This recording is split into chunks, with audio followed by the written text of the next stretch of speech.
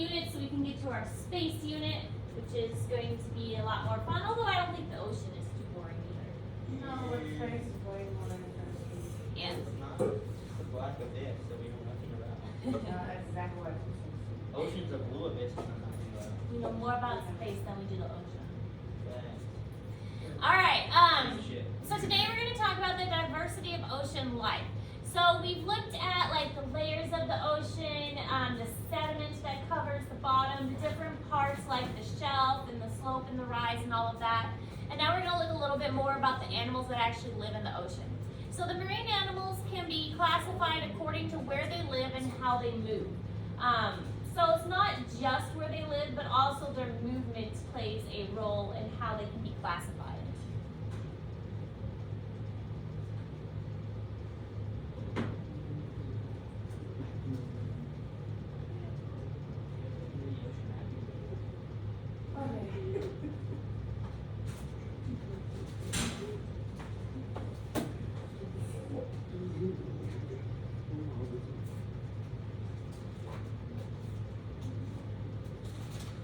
Just me bringing them all to the thing again.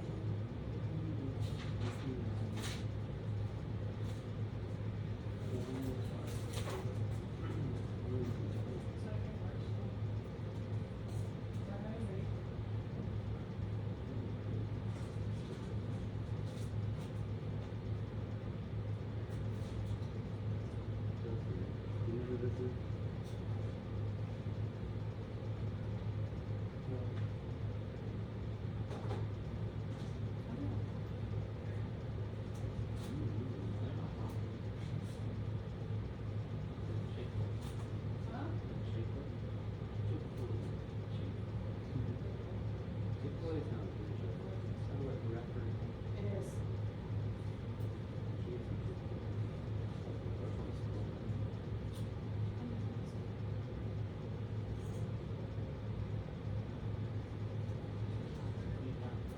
Alright, so first of all, there's plankton. Plankton is all organisms like algae and little tiny animals and little tiny bacteria that drift with the ocean current. So plankton is kind of like an overarching term that includes a lot of different kinds of things. We are going to talk more about plankton later. But plankton are kind of cool because even though they're super small, they are actually responsible for feeding some of the larger animals, and basically the whole food chain revolves around them. They are, when we talk about the food chain, anything really close to plants are like the sun is the original energy source, and then the plants take the sun energy and turn it into energy we can use. So anything further down on the food chain near plants are more nutritious and have more energy to give. So large creatures can survive on small creatures like plankton if they are low on the food chain because they just have more energy available to them.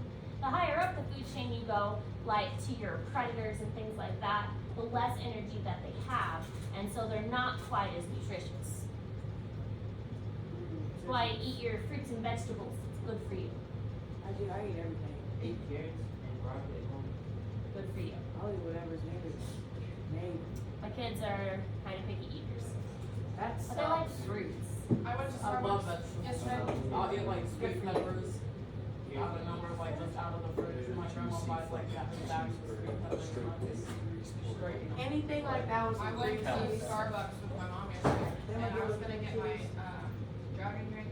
Well, they didn't have the berries, so I refused to get it because it wouldn't look the same. And I'm very picky, everything has to look exactly the way it's supposed to. So I got it normal. See, like people, they do things like peppers, and my sister and brother don't eat eaters, they don't eat anything like me. So like when I make spaghetti, I can't put nothing good in it, peppers or onions, like they have to have a separate sauce, like it's no good. My kids are picky, and I'm kind of picky. I've gotten better. All right, so let's watch this little video about plankton. Can you watch SpongeBob?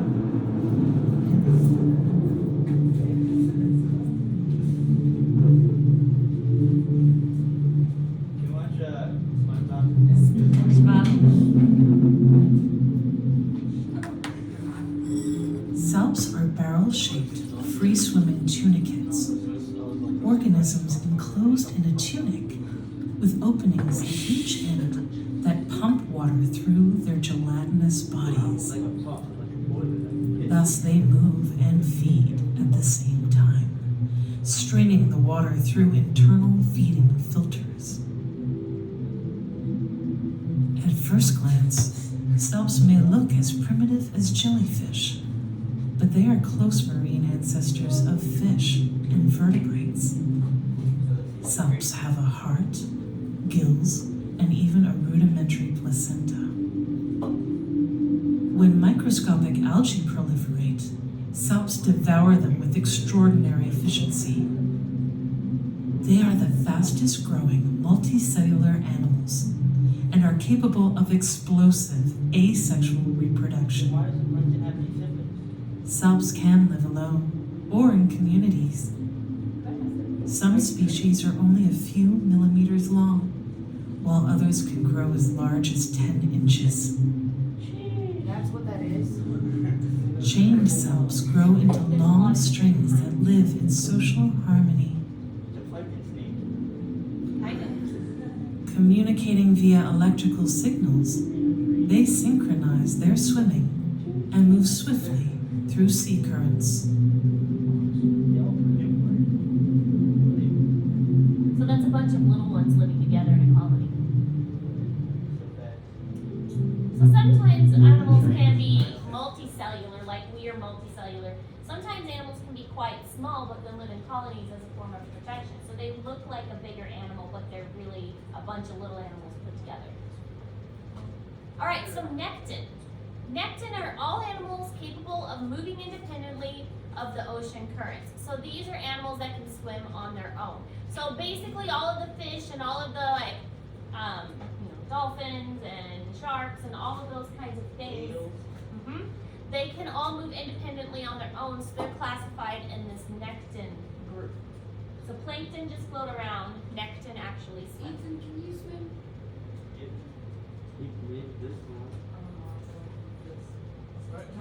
You got the rest, so then you can. What? Cute. Very confident. I swam from both sides of the main back. Congratulations. What's your hand, Ethan? Is that just like grease or What? on your hand? Oh, I thought you were talking about his hair. Wash your hands. It's my hair. Talking about his hand. Is it like ink It's not. or oil? Burn your hands. Yeah, but I would say last time. The auto tape guys. I think I might call out of work today. I'm really gonna have to go. Oh, kind of real. All right, then there's the benthos ones. The benthos for bottom, B for bottom, benthos, all organisms living on or in the ocean floor. So sometimes they will actually bury themselves into the sediment. Sometimes they will live on top of the sediment, but usually they're not going to be free floating or swimming around. They don't even know what's going on. Yes. I just said walks on the floor. Me and Ethan are literally so Which next one? to each other. walks on the floor. It would probably be the nekton because it is more Sometimes. mobile, like it can actually go against the current and things. So yeah, it'd probably be the nekton one. You didn't eat it. The only thing you did for Faith was give her a salt poke. So I was not late, but I feel like every. All right, now there's other things that can be accessed from the floor, the ocean floor, such as oils. Paragraph. Guys, listen. Other things can be accessed from the ocean floor, such as oil, natural gases, and gas hydrates, which are bacteria from a really long time ago. The ocean is actually a really good resource for a lot of these energy things that we need. There's a lot of issues surrounding that, and part of that is how to get to it. And we've done a good job of solving those problems of how to actually get to the ocean floor and get those resources from underneath it. The other thing is to maintain it. So, not sure how long ago, but there, Old is an 5-10 years ago, there was a big spill in the Gulf of Mexico from an oil, I think it was an oil rig, and, is that what it was? And it caused a lot of damage to wildlife and a lot of damage to the surrounding area. There was a lot of dogs just so. Lots. Oh, those are the little ducks? That's so Yeah. sad. Yes, And and you Dawn used to- Bishop does. Actually, okay, adopt so them. me and Ethan are actually really nice with each other. We buy each other food at least once a week for different people. Well, now, 'cause I've been traveling for the past month. Why'd you quit the dog? Yeah. Stop. No, you have another dog. I'm waiting. Come work with me. No. I'm not working at McDonald's. Not again. Why? Remember, I worked at You McDonald's, like I it used to there, you like it randomly go out for a chicken nugget tray and take one and then walk off. I still do it. Worked at Hardee's for a while, and they have the best biscuits. And I'd eat their biscuits after they were done. Oh yeah, I eat the biscuits, when you get overtime. Like, I work second shift and we will literally put a whole batch of biscuits in for us to eat on our meals because we don't like the lunch food. Lunch food's no good, the breakfast food's good. I like the breakfast food just because I don't eat the breakfast food all the time. Constantly being Every night I went out. When I worked at Hardee's, I worked 6 in the morning to 2, so I had the breakfast and the lunch shift. Yeah, I used to, in the summer I worked 7 to 3, but, which is when I actually liked my job. I didn't mind the breakfast shift. Now she's gonna come this way. Yeah. Alright, so this video is showing how they actually are able to drill into the ocean floor to get the natural resources that are there. Shell Deepwater is fueling the growth of upstream Americas by safely developing new reserves and maximizing the potential of its existing producing assets in the Gulf of Mexico, Brazil, and Venezuela. Drilling a safe, deep water well can take years of planning and preparation. After identifying potential oil and natural gas reservoirs beneath the seafloor using seismic technology, a drill site is selected. Shell geoscientists choose the drill site location on the seafloor based upon the safest well path that will encounter the targeted oil and natural gas. For an exploratory well, in water depths up to 9,000 feet deep, this seafloor location is generally directly above the reservoir. A drilling rig is required to drill a well. In deep water, the rig may be on one of 3 vessels: a drill ship, a semi-submersible vessel, or it may be part of a floating production platform. All rigs have a hoisting system to raise and lower the drill pipe and tools needed to drill the well, a blowout preventer or BOP stack, and a pumping system to circulate fluids in and out of the well while drilling. It's time to drill the hole or well bore using a drill bit. This initial step is called spudding in the well. The shallow sediments just below the seafloor are often very soft and loose. To keep the well from caving in and carry the weight of the wellhead, a large diameter base pipe or casing is drilled or jetted into place. The base pipe is assembled at the rig floor, and a drill bit connected to a drill pipe is run through the inside to the bottom of the casing. The entire assembly is lowered to the seafloor by the rig hoist. At the seafloor, the driller spuds the assembly into the seafloor sediments, then turns on the pump. Water or a drill fluid is used to jet the pipe into place until the wellhead is just above the seafloor. With the base pipe and wellhead at the right depth, the driller will release the bit and drill string from the jet pipe and drill ahead. While the well bore is being drilled, mud is pumped from the surface down through the inside of the drill pipe. The mud passes through the jets in the drill bit and travels back to the seafloor through the space between the drill bit and the walls of the hole. Drilling mud is used to 1. Lift rock cuttings from the hole, 2. Keep the drill bit cool and lubricated, and 3. Fill the well bore with fluid to equalize pressure and prevent water or other fluids in underground formations from flowing into the well bore during drilling. The mud is an environmentally friendly water-based mixture of clay for thickness and fine ground rock or barite for weight. planned depth, the driller will stop drilling and pull the bit out of the hole. A smaller pipe or casing string is then screwed together, connected to the drill pipe, and run down to the seafloor and into the well. To permanently secure the casing in place, cement, followed by mud, is then pumped down the inside of the drill pipe. To separate the cement from the mud, a cementing plug is used. The plug is pushed by the mud to ensure the cement is placed outside of the casing, filling the annular space between the casing and the open hole wall. On some locations, a second surface casing is needed, thus the well is drilled even deeper. In this second surface casing interval, the well is cemented using a second smaller casing string, repeating the same process used in the last hole section. At this point in the well, the pressure in the deeper rock may be too high to continue with the simple water-based clay mud, or there may be the potential to encounter oil or gas.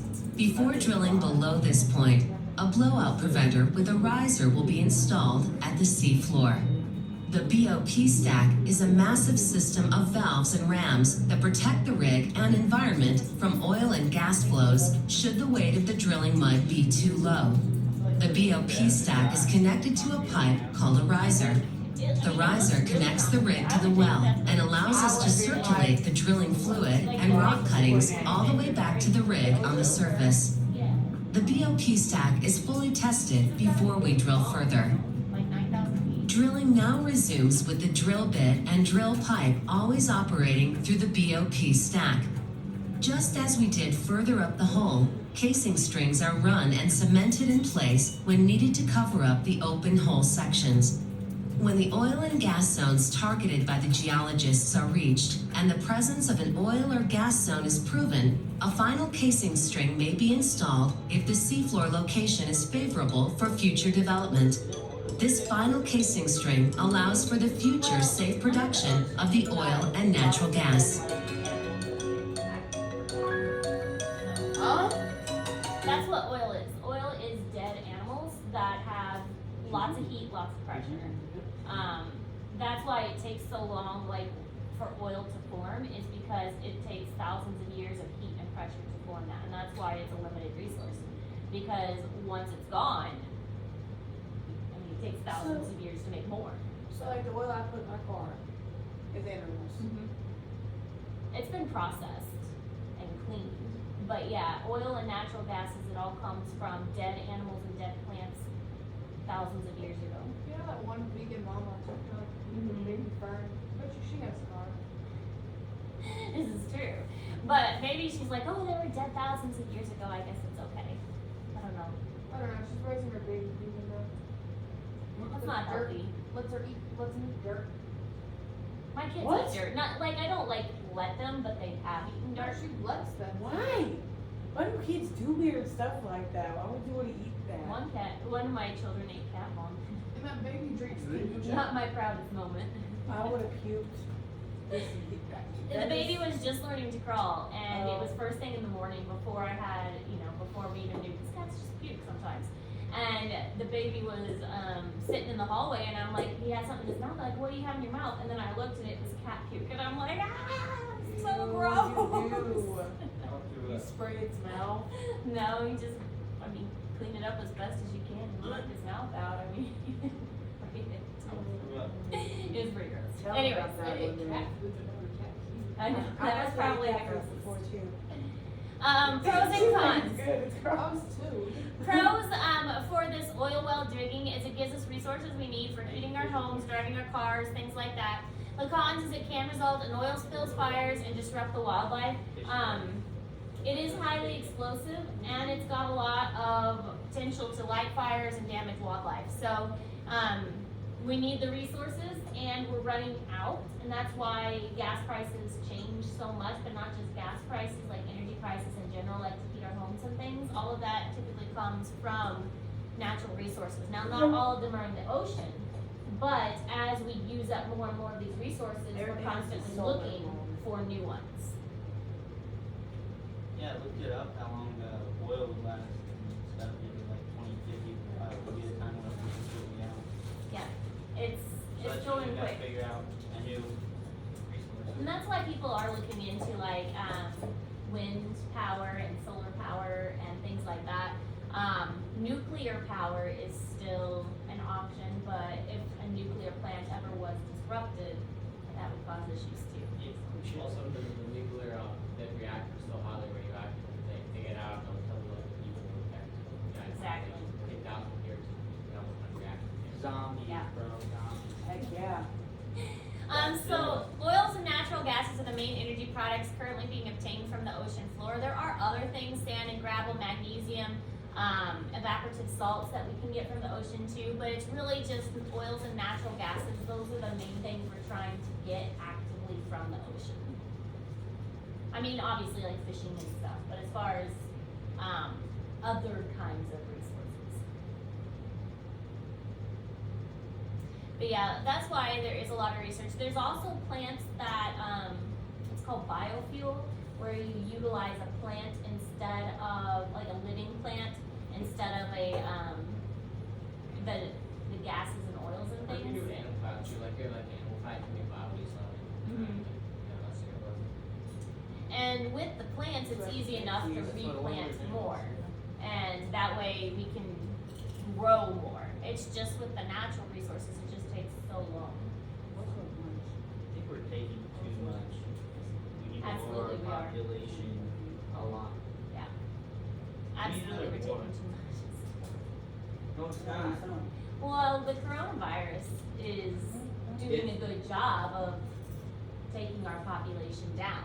Yeah, we need more of that. We don't need more growth.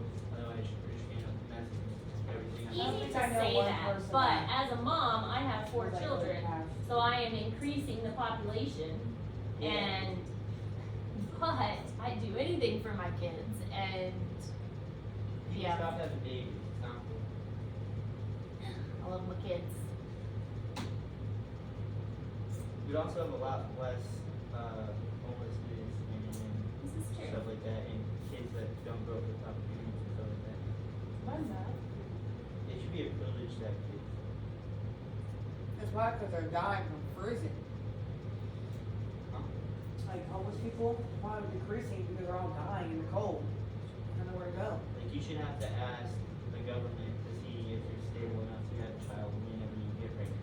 There would be a lot of controversy around that because of, like, rights, like human rights. Yesterday- People don't like to be told what to do. You guys don't like to be told to do your work. You're not gonna like to be told you can only have so many kids. Yesterday, Actually, I am perfectly okay with having a long business. So yesterday, me and my friends were in Columbia, and we were about to get out to go take pictures. And as soon as we get out, there's this man. he walks up to my friend Justice, and he's like, "I like your red lipstick." As soon as she's about to get out the car, like she's not even opened the car. Me and Kyle are on the other side of the car. He's by her window, like, can you leave the doors open or something for me?" What? That's creepy. He said that? Yes, because it was cold, and then everybody slowly started creeping back into the car. Is he And a homeless man? we was like, "No, sorry." Just kept looking at me, and I was like, "What?" She's laughing. And she looked at the homeless man. She's like, "No, sorry, I can't leave my door open for you." You He's know, like, I'm "I like trying to your red read. lipstick. You ain't gotta be scared. You can open the door." Get the fuck out of here. That's I mean, if you say you're not gonna be scared, that's like your first impulse is now I'm gonna be scared.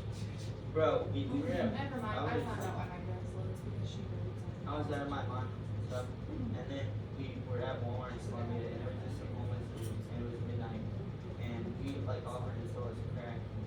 Shit, it was bad. It's terrible. We got out of there quick. I felt so bad. It's terrible. I know what to say to the girl. But today, after more than 100 years of production, She was like, "I'm the homeless." free-flowing crude here is long gone, He said that to us. "I'm homeless." while plenty of heavy or thick oil remains.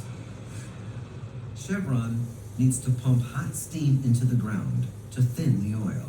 Here in Northern Florida, we're making. This field is 20 to 25 square miles, anywhere from 300 feet to 1,600 feet deep. That's an enormous amount of rock that has to be heated so that this oil will flow at rates that allow us to produce a commercial enterprise. It takes 81 trillion BTUs of energy every day just to warm the ground here at Kern. Enough energy to power one large air conditioner for every human being on the planet. In Alaska, BP hopes that a similar technique will help save Prudhoe Bay. They're building giant heaters to warm and soften heavy oil, which is otherwise too thick to recover.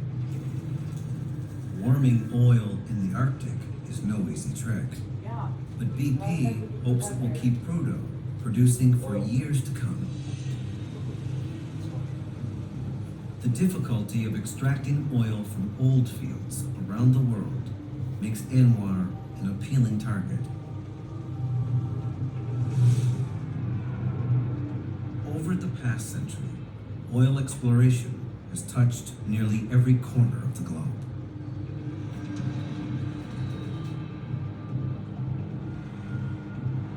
There's not a lot of easy oil left to be found, otherwise we would have found it, and that's what we would be targeting. You know, right now we're pushing out to more remote areas, we're pushing out to deeper water, whether it's Gulf of Mexico or even offshore Alaska, and continually looking for larger accumulations. In the Gulf of Mexico, they produce twice as much oil as on Alaska's North Slope. And there's little close to shore that remains untapped. So companies are going further than ever before. Discover Deep Seas, Chevron, 0 Charlie Victor. Deep Seas, go ahead. Nearly 100 miles offshore, this ship is drilling one of the deepest holes ever drilled in the Gulf of Mexico.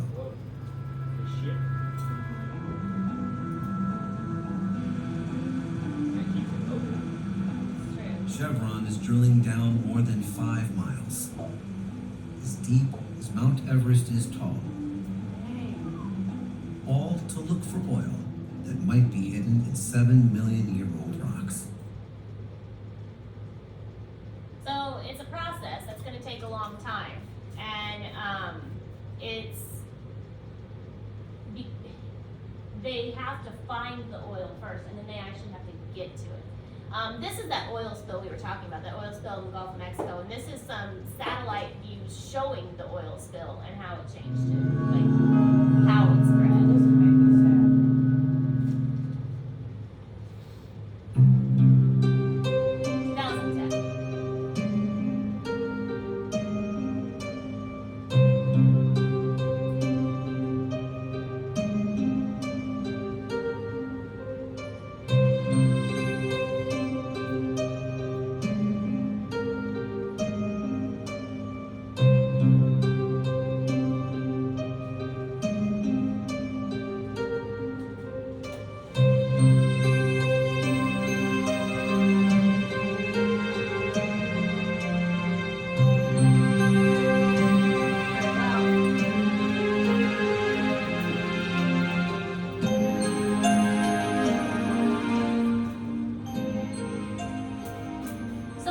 Delta, this has sediment from the Mississippi River that's coming into the ocean.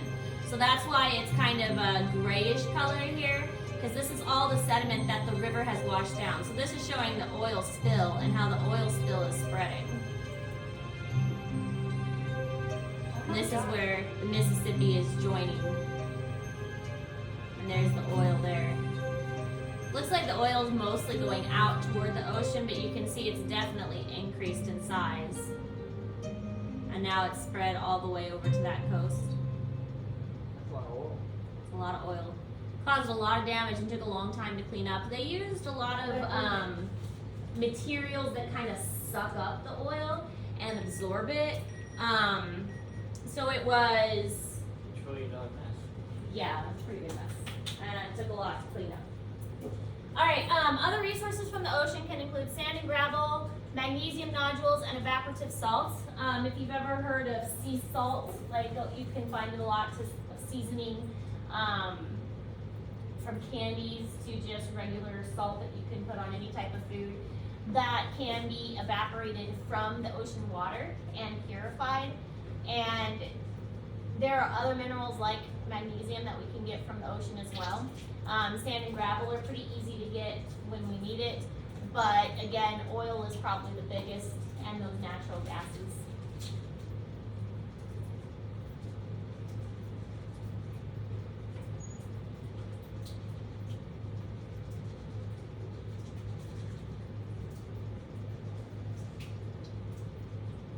I wish I had earbuds so I could blare this one song I've been listening to 30,000 times.